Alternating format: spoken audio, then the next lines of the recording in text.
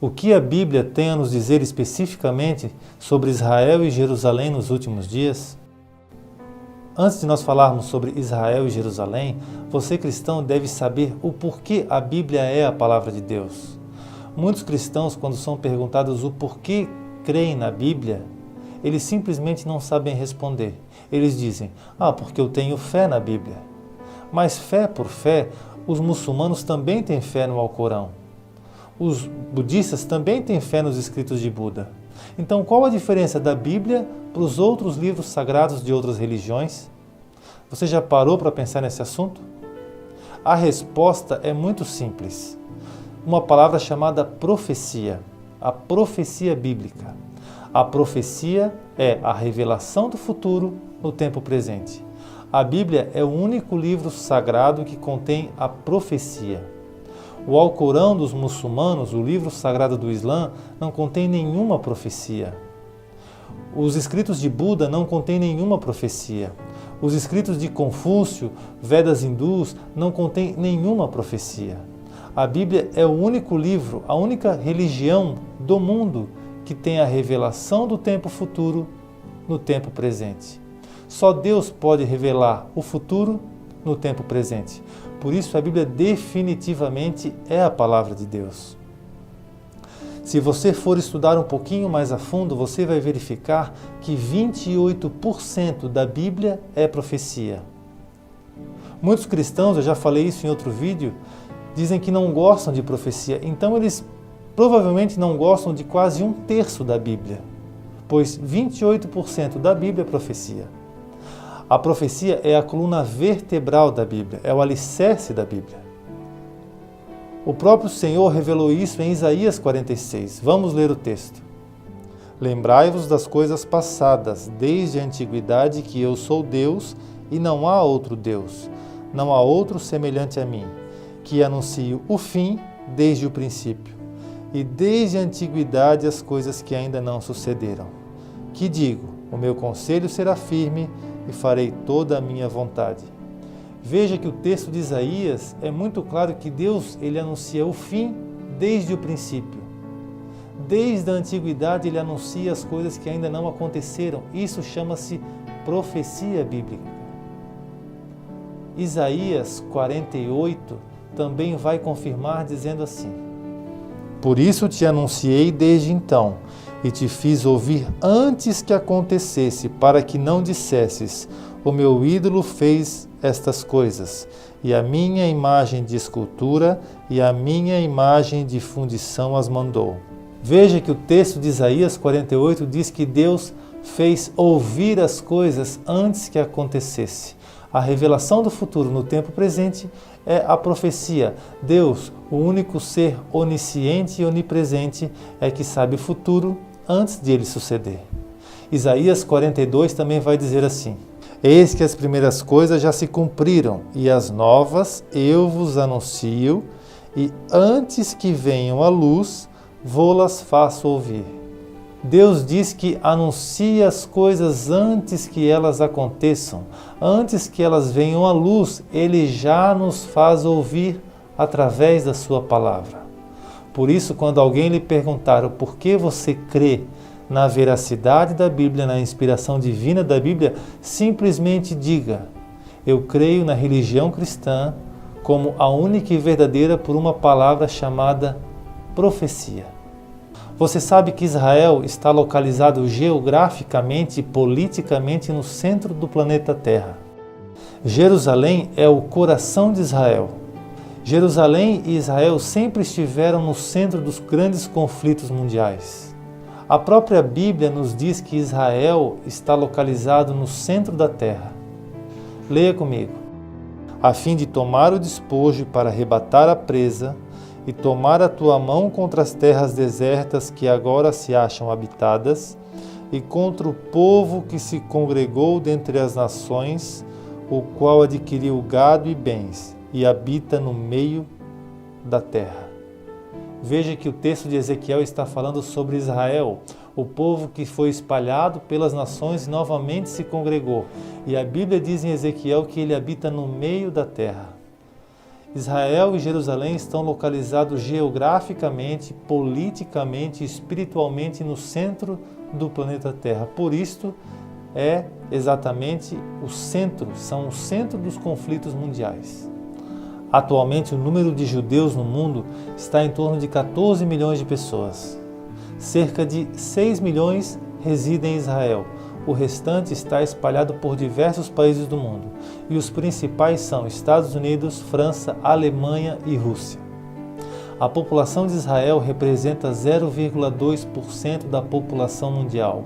É menos de 0,5% da população do mundo. Portanto, Israel era para ser tratado pelos organismos internacionais como um país extremamente insignificante, tanto pelo seu minúsculo território, quanto pela sua população extremamente reduzida. No entanto, a ONU, a Organização das Nações Unidas, já destinou 1/3 das suas resoluções, 1/3 do total das suas resoluções, para Israel ou Jerusalém. Seria totalmente ilógico tanta atenção global em cima de um país tão pequeno com uma população tão reduzida se não fosse uma questão pura e meramente espiritual. Se você for estudar um pouquinho a Bíblia, você vai verificar que Israel é mencionado na Bíblia mais do que o próprio Jesus. Há 2.500 menções de Israel ou Jerusalém na Bíblia. 70% das páginas da Bíblia há menções de Israel ou Jerusalém. A ONU já condenou Israel ou Jerusalém mais de 370 vezes por ter se defendido. Você observa então que há uma questão extremamente espiritual em torno de Israel e de Jerusalém. Agora, em 14 de maio, nós completamos a fundação do Estado de Israel. Ou seja, depois do ano 70 depois de Cristo, que Israel foi espalhada pelas nações, 14 de maio de 48, que Israel voltou a ser nação. Isso foi profetizado também há milênios atrás, através do profeta Isaías. O texto diz assim, leia comigo. Quem jamais ouviu tal coisa? Quem viu coisas semelhantes? Poder-se-ia fazer nascer uma terra num só dia? Nasceria uma nação de uma só vez? Mas Sião esteve de parto, e já deu à luz seus filhos. Abriria eu a madre e não geraria? Diz o Senhor. Geraria eu e fecharia a madre? Diz o teu Deus. Regozijai-vos com Jerusalém e alegrai-vos por ela, vós todos os que a amais. Enchei-vos por ela de alegria, todos os que por ela pranteastes. Isaías 66. Observe que o profeta Isaías, há milênios de anos atrás, da parte de Deus já havia profetizado o renascimento de Israel em um só dia. O texto diz, poder-se-ia fazer nascer uma nação em um só dia? O texto inclusive menciona Jerusalém e dá ênfase ao renascimento de Israel como nação por milênios antes espalhada pelos povos. Depois que o imperador Tito de Roma invadiu Jerusalém, Israel ficou por muitos séculos e milênios até dispersa por entre as nações. E o texto de Isaías então nos dá uma profecia de que Israel nasceria num só dia, o que aconteceu em 14 de maio de 48. O reconhecimento de Jerusalém como capital de Israel pelos Estados Unidos levantou uma grande polêmica e problemática em todo o mundo. É porque muitos países acreditam que Israel e Jerusalém devem ser divididos em dois estados, um para os judeus e outro para os palestinos. O povo palestino alega que Jerusalém é a sua capital e que Israel pertence ao seu povo. Mas o que a Bíblia tem a nos dizer sobre Israel e Jerusalém? A quem pertence Israel e Jerusalém? Se nós olharmos no livro do Gênesis, no capítulo 11, nós vamos verificar que Deus deu desde o início a terra de Israel e Jerusalém ao povo judeu. Leia comigo. E tomou Terá Abraão seu filho e Aló, filho de Arã, filho de seu filho, e a Sarai sua nora, mulher de seu filho Abrão. E saiu com eles de Ur dos Caldeus para ir à terra de Canaã. E vieram até Arã e habitaram ali. Nesse verso você já verifica que o patriarca Abraão foi em direção à terra de Canaã, a terra que emanava leite e mel, a terra que Deus dirigiu Abraão para que fosse e tomasse aquele lugar. Em Gênesis capítulo 17 você já vai verificar inclusive que Deus faz uma promessa a Abraão de que a terra de Canaã, ou seja, a terra de Israel, seria sua por eterna possessão. Verifique comigo o texto. E te darei a ti e a tua descendência depois de ti, a terra de tuas peregrinações, toda a terra de Canaã em perpétua possessão, e ser-lhe-ei o seu Deus. Observe então que o texto é muito claro. O Senhor promete a Abraão a terra de Canaã, a terra de Israel, por sua eterna possessão e para sua descendência. Veja então que já no início da história não há qualquer menção do povo palestino como herdeiro, como co-herdeiro dessa terra e dessa promessa. Mas se a terra de Israel sempre pertenceu ao povo judeu e aos descendentes do patriarca Abraão, como então se originou o termo Palestina ou a terra palestina? Se você for estudar a história, você vai ver que no ano 70 depois de Cristo, o imperador Tito de Roma invadiu Jerusalém e destruiu o templo. A partir desse fato, no ano 132, um pouquinho mais à frente, os mesmos romanos começaram a construir em Jerusalém uma cidade pagã destinada a Júpiter. No ano 132, eles também construíram um templo no Monte do Templo dedicado a Júpiter. A partir daí, os judeus que ali moravam, eles começaram então a guerrear com os romanos e foram mortos pelos romanos. E naquela mesma época, os próprios romanos denominaram então aquele território de Síria-Palestina. Por isso então a origem do nome palestino ou terra palestina. Mas quem morava naquele território, quem habitava por séculos antes aquele território, sempre foi os judeus. Você vai observar que em nenhum momento da história humana existiu um governo palestino, um país palestina, uma economia palestina, uma moeda palestina. Você não vai encontrar uma religião palestina. Isso então comprova que, na verdade, o território palestino sempre foi uma fraude, foi uma nomenclatura dada pelos romanos por causa de uma dedicação a Júpiter, de um templo de uma cidade que eles construíram logo após a invasão de Jerusalém.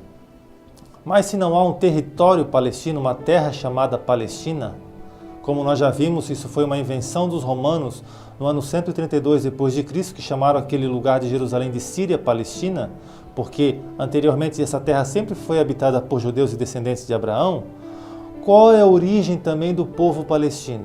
Porque você sabe que no Oriente Médio muitos se denominam árabes ou descendentes dos palestinos. Qual é a origem desse povo? Você vai voltar um pouquinho em Gênesis capítulo 16 e vai então constatar que os descendentes dos palestinos ou os árabes são os descendentes de Ismael, filho de Abraão. Você conhece a história? Abraão teve dois filhos, Isaque e Ismael. Isaque é o filho da promessa. Ismael é o filho que Abraão teve ilicitamente com a escrava egípcia Agar. Então, os palestinos ou os árabes são os descendentes do filho Ismael, o filho que não era o filho da promessa. Então, a partir desse fato, toda a descendência de Ismael deu origem ao povo palestino, ao povo árabe. Outra questão que nós precisamos saber é qual é a característica do povo palestino, porque até mesmo as características desse povo, da descendência de Ismael, estão descritas na Bíblia. Leia comigo. E disse Agar, serva de Sarai, de onde vens e para onde vais? E ela disse, venho fugida da face de Sarai, minha senhora. Então lhe disse o anjo do Senhor, torna-te para tua senhora e humilha-te debaixo de suas mãos. Disse-lhe mais o anjo do Senhor, multiplicarei sobremaneira a tua descendência, que não será contada por numerosa que será. Disse-lhe também o anjo do Senhor, eis que concebeste e darás à luz um filho, e chamarás o seu nome Ismael, porquanto o Senhor ouviu tua aflição. Agora veja a característica do povo árabe, do povo palestino. E ele será homem feroz, e a sua mão será contra todos, e a mão de todos contra ele, e habitará diante da face de todos os seus irmãos. Observe então que o texto é muito claro em dizer que os descendentes do povo árabe, do povo palestino, que reivindica ilicitamente a terra de Israel, a característica desse povo é um povo de rosto feroz. são os descendentes de Ismael. E a Bíblia diz ainda que a mão deles, dos descendentes de Ismael, seria contra todos. A Bíblia profetizou isso já no início, lá em Gênesis, capítulo 16, nós acabamos de ler. A Bíblia diz que a mão dele será contra todos e a mão de todos contra ele. E ele vai habitar, os descendentes de Ismael vão habitar os árabes diante da face dos seus irmãos, diante da face dos judeus. Você pode observar então que os judeus estão cercados dos descendentes de Ismael. Eis aí então a razão dos grandes conflitos no Oriente Médio que se arrastam por séculos e até milênios. Israel está no centro do conflito mundial. Por que Israel está no centro do conflito mundial? Nós já vimos antes, Deus prometeu a terra de Israel eternamente ao patriarca Abraão e sua descendência, ou seja, ao povo judeu. Deus fez uma promessa que a terra seria eternamente do povo judeu. O inimigo, então, das nossas almas, o diabo, sabe disso e desde o início da história tenta quebrar a palavra de Deus, tenta destruir Israel e destruir o povo judeu. Para quê? Para fazer de Deus um mentiroso. A Bíblia diz que Deus vela pela sua palavra para cumpri-la. Uma vez que Deus prometeu eternamente a existência de Israel e o seu território ao povo judeu, o diabo destruindo Israel ou destruindo o povo judeu, faz de Deus um mentiroso. Eis aí então a questão e o núcleo do conflito mundial. Nós sabemos que isso é impossível porque Deus é onipotente, onipresente, onisciente, Deus é imutável, esses são alguns dos atributos de Deus. Mas o inimigo cotidianamente tenta isso desde o início da história. Israel então é o centro do mundo. E o centro de Israel é Jerusalém.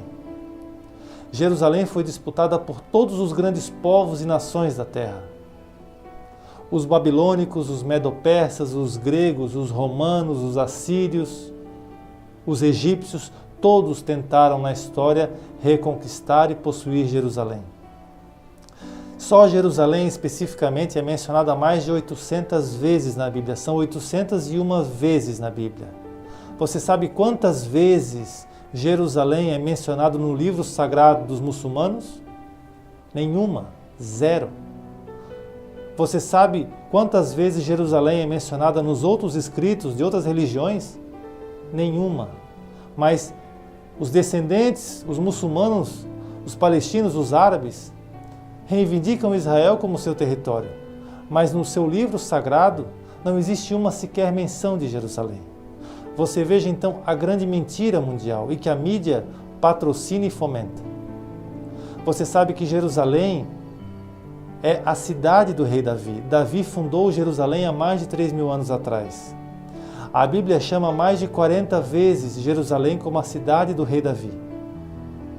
O rei Davi, inclusive, quis construir o templo de Deus em Jerusalém, mas você conhece, não foi possível porque Davi era um homem de sangue, de guerra, então quem construiu o templo foi o seu filho, o rei Salomão.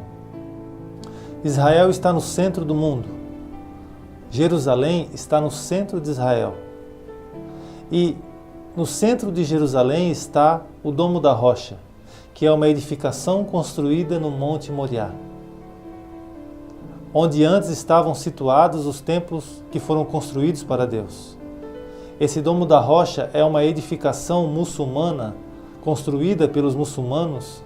Foi ali que Abraão ofereceu Isaque em sacrifício para Deus. Você veja então que dentro de Jerusalém, o local de maior tensão é o Monte Moriá, onde a promessa bíblica é de que ali será reconstruído o terceiro templo de Deus. Eu disse em outros vídeos que o milagre não consiste apenas no acontecimento, mas no momento profético em que ele ocorre. Se você for observar, o reconhecimento de Jerusalém como capital de Israel aconteceu no ano de 2017. Se você voltar um pouquinho à história, você vai ver que em 1967, Israel recuperou o domínio sobre Jerusalém na Guerra dos 6 Dias. De 1967 até 2017, fecha um ciclo de 50 anos, um jubileu. Faz um jubileu que Jerusalém voltou a ser território de Israel na Guerra dos 6 Dias. Sobre o jubileu, eu quero agora que você leia comigo o que a Bíblia tem a nos dizer. Porque jubileu é, santo será para vós, a novidade do campo comereis. Neste ano do jubileu, tornareis cada um a sua possessão. Observe que o texto de Levítico diz que quando se completa um jubileu, se toma novamente a posse daquilo que lhe pertencia. Você acha que o reconhecimento de Jerusalém como capital de Israel aconteceu no ano de 2017 por acaso? Não, Deus estava cronometrando no relógio que o reconhecimento de Jerusalém como capital indivisível de Israel se daria exatamente 50 anos após Israel guerrear por Jerusalém na Guerra dos 6 Dias. Então Deus agora cumpre a promessa de Levítico, trazendo de volta Jerusalém à possessão oficial de Israel. Só Deus poderia orquestrar e cronometrar tão perfeitamente esse fato, esse acontecimento profético. Além deste grande milagre, deste grande acontecimento num grande tempo profético, o que a Bíblia tem a dizer a nós sobre Jerusalém nos últimos dias? Leia comigo em Zacarias. Eis que eu farei de Jerusalém um cálice de tontear para todos os povos em redor, e também para Judá durante o cerco contra Jerusalém. E acontecerá naquele dia que farei de Jerusalém uma pedra pesada para todos os povos. Todos os que tentarem a erguê-la se ferirão gravemente, e ajuntar-se-á contra ela todo o povo da terra. Observe então que a profecia de Zacarias nos diz que Jerusalém será uma pedra, um cálice de tontear para todas as nações, uma pedra pesada para todos os povos. O profeta está dizendo que nos últimos dias Jerusalém seria um problema para todas as nações, seria um estorvo, um entrave.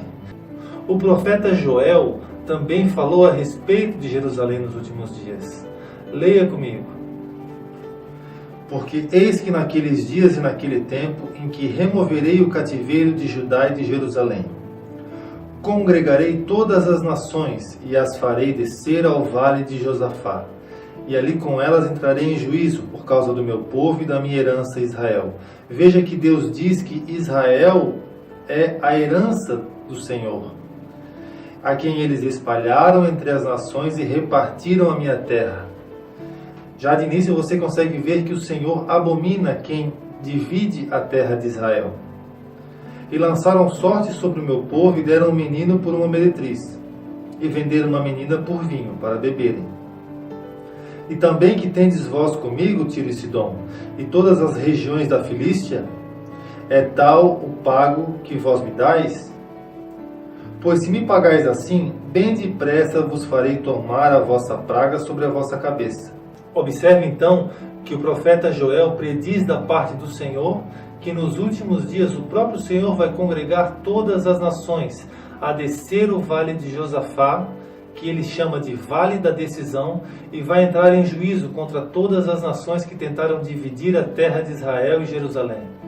O próprio Senhor vai pelejar nessa guerra e vai destruir esses povos e nações que tentaram dividir a sua terra santa. Essa terra foi dada a Abraão e a descendência de Abraão, o povo judeu, para sempre. E todos aqueles que insurgem-se contra Israel, contra Jerusalém, vão sofrer gravíssimas consequências. Eu quero que você discirna que o Salmo 83 nos traz a guerra de vizinhos imediatos de Israel, os vizinhos que estão próximos à fronteira de Israel, os filhos de Ismael, os árabes. Eles vão se insurgir contra Jerusalém e o Senhor vai entrar em juízo contra eles.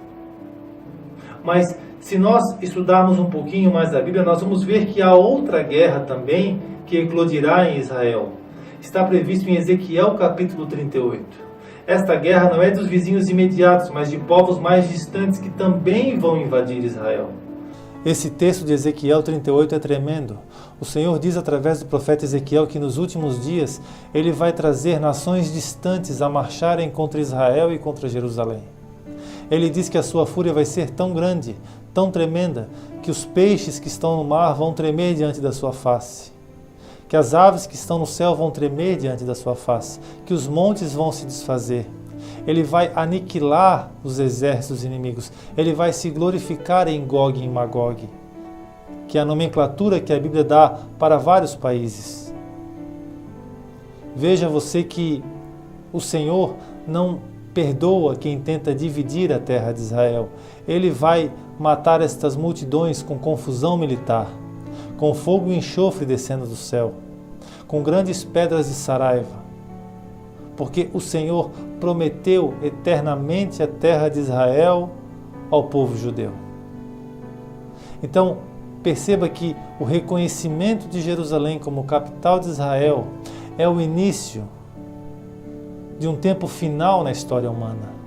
Um tempo onde Jerusalém vai ser um problema, e já está sendo um problema para todas as nações. Você não vê, por exemplo, a ONU querendo discutir a capital da Alemanha, a capital do Brasil, querendo interferir na autonomia e independência desses países. Não há nenhum precedente nesse sentido na história.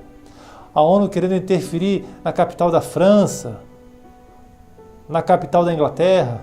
Você só vê os organismos internacionais tentando interferir na capital da minúscula Israel. Porque por trás dos bastidores está uma questão puramente espiritual.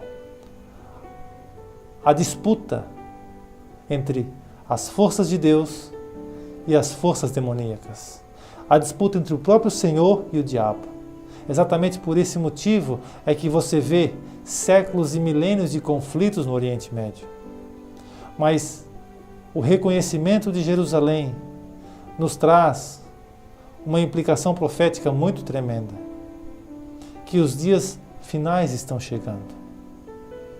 Uma outra implicação profética tremenda é a construção do terceiro templo de Deus em Jerusalém. Você sabe, o povo judeu viu apenas 2 templos na sua história.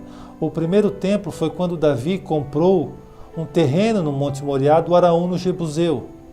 E mais tarde Salomão veio a construir então o primeiro templo de Deus, que durou aproximadamente 390 anos até que os babilônicos destruíssem o primeiro templo, por volta do ano 586 a.C.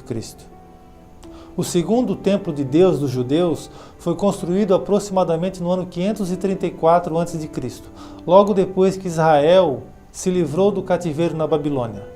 A autorização da construção desse templo foi dada pelo rei Artaxerxes. Você vai ler isso no livro de Esdras, capítulo 2 e capítulo 6.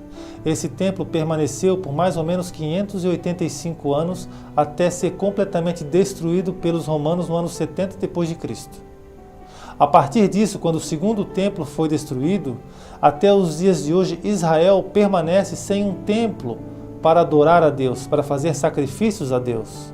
Isso também foi profetizado pelo profeta Oséias, o período de tempo em que Israel ficaria sem templo, sem sacrifício, sem altar. Leia comigo. Porque os filhos de Israel ficarão por muitos dias sem rei, e sem príncipe, e sem sacrifício, e sem estátua, e sem éfode ou terafim.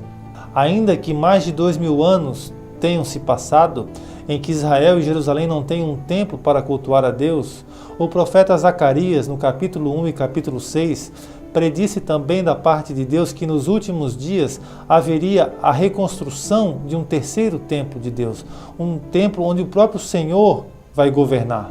Leia comigo. Portanto, assim diz o Senhor: voltei-me para Jerusalém com misericórdia. Nela será edificada a minha casa. Veja que não é em território palestino, é em Jerusalém que será edificada a casa do Senhor. Nela será edificada a minha casa, diz o Senhor dos Exércitos, e o cordel será estendido sobre Jerusalém. Zacarias capítulo 6 também reforça o assunto. E fale-lhe dizendo: assim diz o Senhor dos Exércitos: eis aqui o homem cujo nome é Renovo. Ele brotará do seu lugar e edificará o templo do Senhor. Esse terceiro templo de Deus em Jerusalém será reconstruído exatamente em cima do Monte Moriá, o monte hoje onde está localizado a construção islâmica muçulmana, que é o Domo da Rocha. Ezequiel capítulo 40 descreve com detalhes precisos como será o terceiro templo de Deus em Jerusalém. Nem o primeiro templo, nem o segundo templo de Deus em Jerusalém possuíam essas características.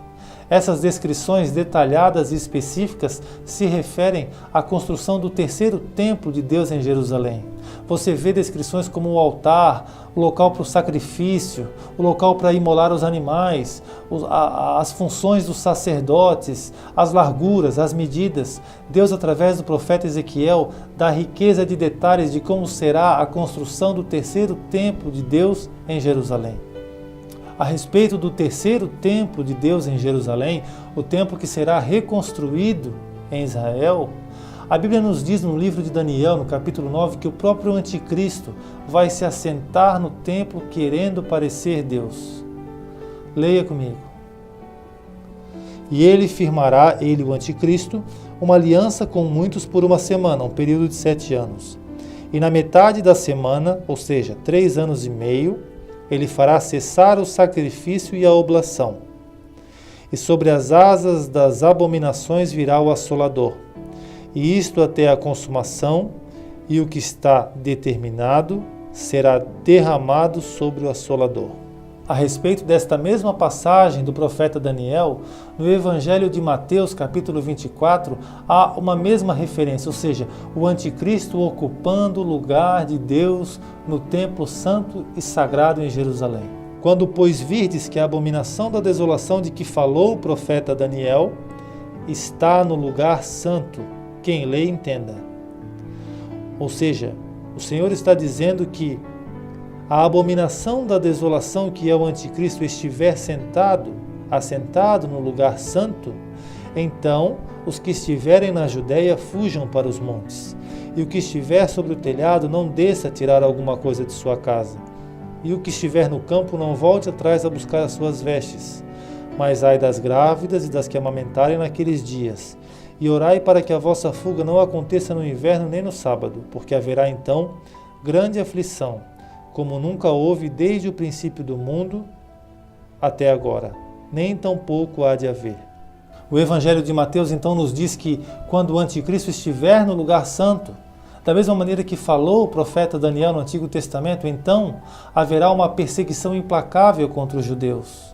Ele diz que quando o anticristo se assentar no lugar de Deus, ele vai romper a aliança e vai então empreender um esforço sobrenatural para aniquilar o povo judeu, para matar o povo judeu. Esta mesma narrativa é feita pelo apóstolo Paulo no texto de 2 Tessalonicenses. Leia comigo. Ninguém de maneira alguma vos engane, porque não será assim, sem que antes venha a apostasia e se manifeste o homem do pecado, o filho da perdição. Está falando do anticristo, o qual se opõe e se levanta contra tudo que se chama Deus, ou se adora.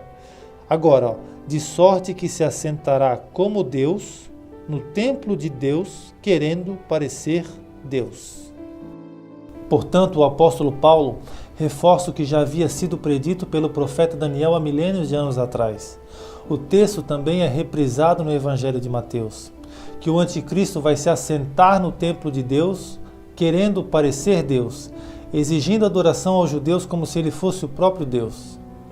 Mas para que isso tudo aconteça, a reconstrução do terceiro templo de Deus em Israel precisa primeiro acontecer.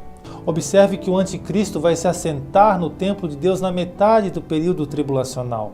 Ele vai romper a aliança com Israel na metade do período da grande tribulação.